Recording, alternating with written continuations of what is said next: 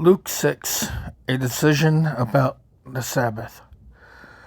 One Sabbath day, as Jesus was walking through some grain fields, his disciples broke off heads of grain, rubbed off the husk on their hands, and ate the grain. But the Pharisees say, "Why are you breaking the law by harvesting grain on the Sabbath?" Jesus replied, "Haven't you read in the scriptures that David did when he and his company were hungry? He went into the house of God and broke the law about eating the scarred loaves of bread that only the priests can eat. He also gave some to his companions." Then Jesus added, "The Son of Man is Lord, even over the Sabbath." Jesus heals on the Sabbath. On the other Sabbath day, a man with deformed right hand was in the synagogue while Jesus was teaching. The teachers of the religious law and the Pharisees watched Jesus closely if he healed the man's hand. They planned to accuse him of working on the Sabbath. But Jesus knew their thoughts, and he said to the man with a deformed hand, "Come and stand in front of everyone." And the man came forward. Then Jesus said to his critics, "I have a question for you. Does the law permit good deeds on the Sabbath, or is it a day for doing evil? Is it a day to save a life or destroy it?"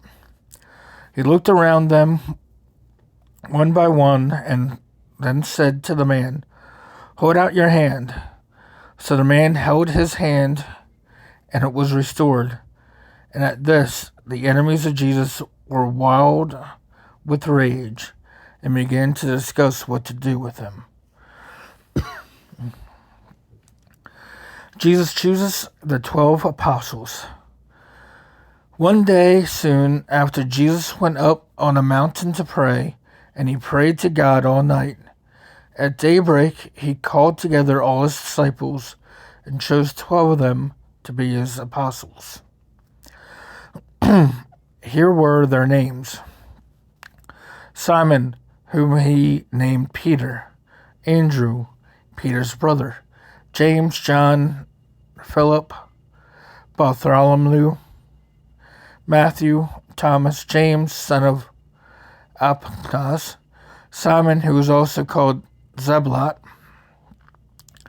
Judas, son of James, Judas Iscariot, who will later betray him.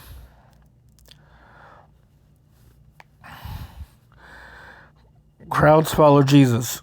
When they came down from the mountains, disciples stood with Jesus on a large level area, surrounded by many of his followers. By the crowds, they were people from all over Judea and from Jerusalem, and from as far north as the east seacoast of Tyre and Sidon.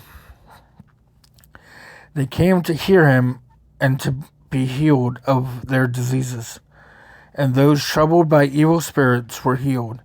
Everyone tried to touch him, because healing power went out from him, and he healed everyone. The beat says, "Then Jesus turned to his disciples and said, 'God bless you who are poor, for the kingdom of God is yours. God bless you who are hungry now, for you will be satisfied. God bless you who weep now, for in due time you will laugh.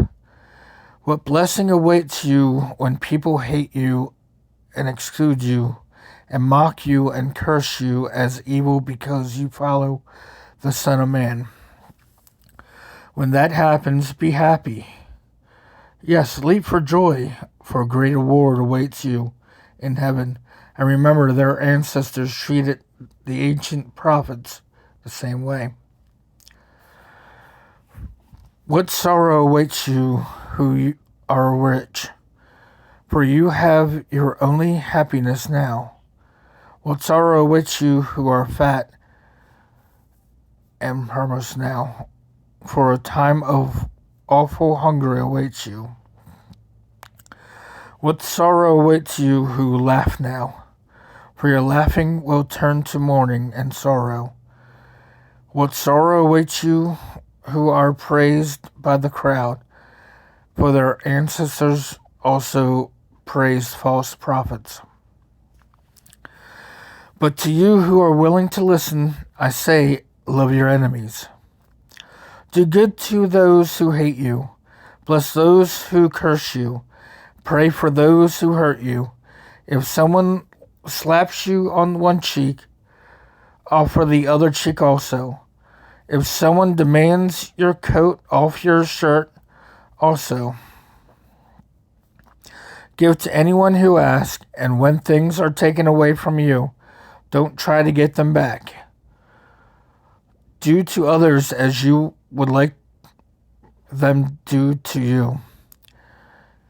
If you love only those who love you, why should you get credit for that? Even sinners love those who love them. And if you do good only to those who do good to you, why should you get credit? Even sinners do that. And if you lend money only to those who can repay you, why should you get credit? Even sinners will lend to other sinners for a full return. Love your enemies. Do good to them. Lend to them without expecting to be repaid. Then your reward from heaven will be great, and you will truly be acting as children of the Most High, for he is kind to those who are unthankful and wicked. You must be compassionate as your Father is compassionate. Do not judge others, and you will not be judged.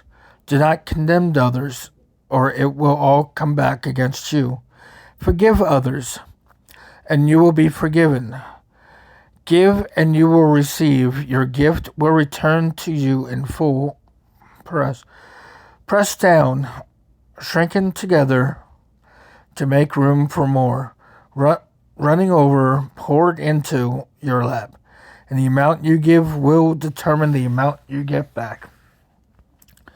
Then Jesus gave the following illustration. Can one blind person lead another? Won't they both fall into a ditch? Students are not gathering then their teacher, but the student who is fully trained will become like a teacher. And why worry about a speck in your friend's eye, when you have a log in your own? How can you think of saying, friend, let me help you get rid of that speck in your eye, when you can't see past the log in your own eye? Hypocrite. First get rid of the log in your own eye, then you will see well enough to deal with speaking in your friend's eye. A good tree can't produce bad fruit, and a bad tree can't produce good fruit. A tree is identified by its fruit. Figs are never gathered from thorn bushes, and grapes are not picked from broom bushes. A good person produces good things from the treasures of good heart. An evil person produces evil things from the treasury of an evil heart. Then what you say flows from what is in your heart. So why do you keep calling me Lord, Lord, when you don't do what I say? I will show you what it's like when someone comes to me, listen to my teaching, and then follow it. It is like a person building a home who digs deep and lies a foundation on solid rock. Then the floodwaters rise and break against that house. It stands firm because it was well built. But anyone who hears this and doesn't obey, it's like a person who builds a house right on a ground without a foundation. When the flood sweeps down against that house, it will collapse into a heap of ruins.